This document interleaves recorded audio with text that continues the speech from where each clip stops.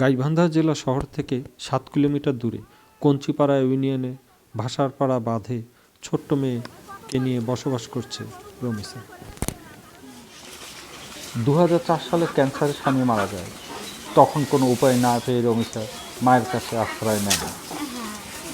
গণ উন্নয়ন কেন্দ্র পরিচালিত সমিতি সভায় ভর্তি হয়ে জানতে পারেন নারীর অধিকার এবং পারিবারিক আয়ের বৃদ্ধির উপায়।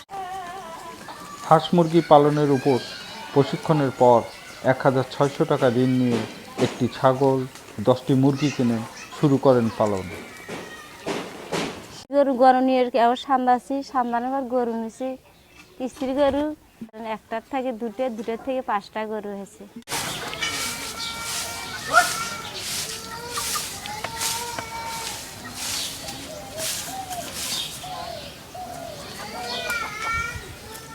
$1500 টাকা শোধ করে দিয়ে গরু নিয়েছি 100,000 টাকা। 1 বছরের টাকা শোধ করে আবার 8000 টাকা ঋণ নেন। তা দিয়ে গাভী কেনেন রমিসা। এরপর ধীরে ধীরে অভাবটা খানিকটা কমতে থাকে।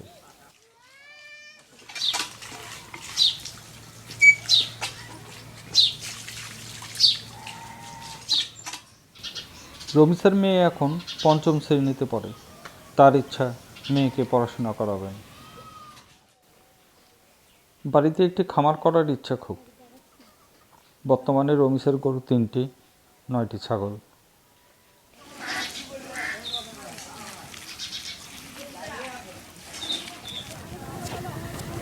এখন শুধু সামনে এগিয়ে চলা। রমিসা মনে করেন ইচ্ছা, শক্তি আর বিশ্বাসী একজন নারীকে স্বাবলম্বী করতে।